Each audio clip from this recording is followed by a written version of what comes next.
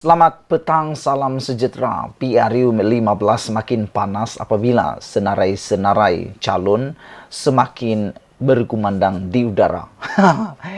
Tidak lama lagi kita akan tahu siapa calon-calon yang akan ditandingkan, disenaraikan. Tetapi sekarang ini memang calon-calonnya sudah mula bertebaran di sana-sini. Tapi yang menariknya hari ini ialah apabila ada laporan mengatakan bahwa hanya orang Zahid sahaja jadi calon dalam UMNO. Wah, ini dari Agenda Daily mengatakan bahwa hanya orang Zahid jadi calon. Itu pertanyaannya, adakah Ismail Sabri akan berjaya memujuk Zahid Hamidi? Apa jadi? Apa cerita ini, bosku? Selain itu, dalam satu lagi laporan ialah calon orang Zahid, nama besar dalam UMNO bakal digugurkan. Itu pertanyaan yang kita akan ulas sekejap lagi. Tapi pertama sekali yang kita nak ulas di sini, yang kita nak bacakan apa yang ditulis dalam laporan ini ialah hanya orang Zahid jadi calon, adakah Ismail Sabri berjaya pujuk? Kalau ini benar, kalau benarlah hanya orang-orang Zahid yang akan jadi calon, makna kata aku boleh simpulkan mungkin ada harapan Zahid Hamidi menjadi Perdana Menteri Malaysia. Hal ini kerana apa yang aku boleh kata, semua orang yang akan menyokong menjadi Perdana Menteri nanti, yang akan mungkin menandatangani akuan bersumpah kalau ditakdirkan Barisan Nasional yang akan menjadi pemerintah yang menang dalam PRU 15, pastilah orang-orang Zahid Hamidi. Itu mungkin strategi yang difikirkan oleh Zahid Hamidi. Yang lebih menarik lagi, saudara-saudara, ialah apabila nama Khairi Jamaluddin semakin lama semakin lesap dalam radar calon PRU yang akan ditandingkan pada PRU ini. Terkini, laporan mengatakan nama Khairi Jamaluddin tiada di Negeri Sembilan. Pergi mana Khairi Jamaluddin? Adakah benar dia akan ke Kedah, atau dia akan ke Perak, atau dia akan ke Johor? Ini kita tak pasti.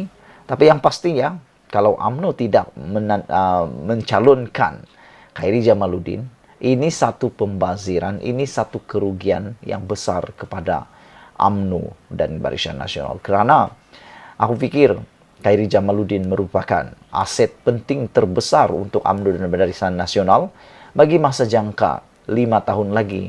Kerana aku fikir pada waktu itu Khairi Jamaluddin pasti akan menjadi Perdana Menteri. Tetapi mungkinkah kerana kebolehan atau kerana masa depan Khairi Jamaluddin yang begitu besar, dia pula dicantas supaya tidak menjadi Perdana Menteri dan tidak menghalang keinginan yang lain menjadi Perdana Menteri. Saudara-saudara sekalian, calon Barisan Nasional BN yang akan bertanding pada PRU 15 difahamkan sudah menerima surat aku janji masing-masing secara berperingkat. Majoritinya orang Presiden UMNO sudah menerima lebih awal. Spekulasi dan kabar angin dalam UMNO bertiup kencang. Hanya nama orang Datuk Seri Ahmad Zahid Hamidi lebih ramai tercalon untuk bertanding pada PRU 15 kali ini. Kecoh juga di dalam kalangan akar umbi yang mula berkongsi ucapan tahniah dalam kumpulan aplikasi WhatsApp dan Telegram ketua-ketua bahagian yang memberi ucapan tahniah kepada mereka yang tercalon. Tidak kurang juga ada yang diam membisu kerana nama tidak berada dalam senarai calon. Difahamkan, surat aku janji kepada calon-calon Barisan Nasional sudah dihantar dan diminta untuk bersiap sedia dipanggil ke majlis pengumuman calon yang bakal diadakan pada masa yang terdekat ini. Namun, terdapat usaha daripada pihak tertentu yang cuba mencari jalan untuk memujuk Zahid agar tidak menyingkirkan calon yang boleh menang walaupun berada dalam kem berbeza.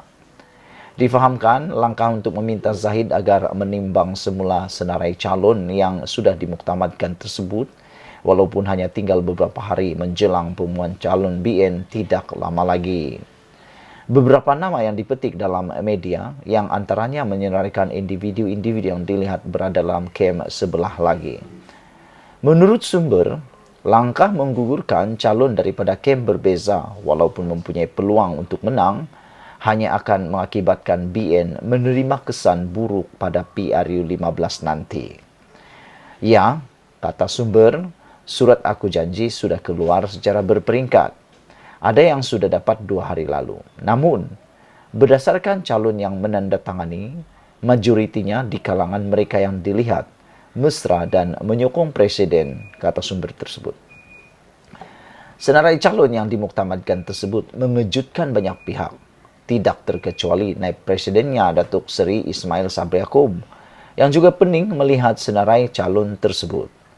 Usaha terakhir yang boleh dilakukan bagi mengelak daripada BN terus berpecah adalah dengan meletak semula nama calon yang boleh menang, bukan calon yang dilihat cenderung dengan kumpulan tertentu dalam UMNO. Untuk rekod, sumber memberitahu BN akan mengumumkan barisan calon dan majlis mengambil watikah pada 1 November di WTC Kuala Lumpur. Bagaimanapun, sekiranya semua nama orang Zahid tercalon, timbul kebimbangan sama ada Ismail Sabri akan kekal sebagai Perdana Menteri selepas PRU 15 atau akan ada orang baharu selepas ini yang dilantik. Persoalan aku, pertama, adakah dengan pendedahan daripada sumber ini akan menyebabkan seperti dalam daripada ulasan ini, adakah Ismail Sabri Yaakob akan benar-benar jadi Perdana Menteri? Kerana mahu jadi Perdana Menteri perlu sokongan daripada orang-orang UMNO atau Barisan Nasional sendiri. Jadi kalau itu bukan calon yang mesra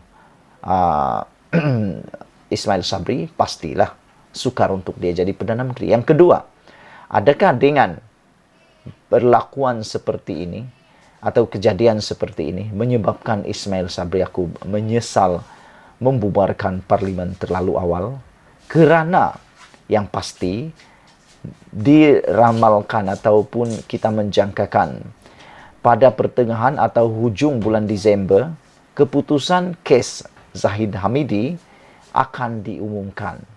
Mungkin pada waktu itu Zahid Hamidi dijatuhkan hukuman ataupun tidak, tetapi keputusan itu akan diketahui pada bulan Disember. Jadi, adakah perkara ini membuatkan Ismail Sabri Yaakob menjadi gusar, bahkan menjadi menyesal pula membubar awal? Jadi kalau dia tidak bubar awal, pasti dia mempunyai masa untuk mengatur lebih panjang strategi memasukkan calon-calon yang mesra kepada Ismail Sabri Yaakob, mesra kepada dirinya sendiri ini. Terpulanglah kepada anda menginterpretasikan apa yang berlaku di dalam kem Barisan Nasional ini. Yang pasti, calon-calon yang dicalonkan itu mestilah boleh menang, bukan karena ikut kem-kem tertentu. Jangan sampai nasi sudah menjadi bubur, barulah menyesal. Kita jumpa lagi. Malaysia kita punya, kita jaga sama-sama. Cintai Malaysiaku. Bye-bye.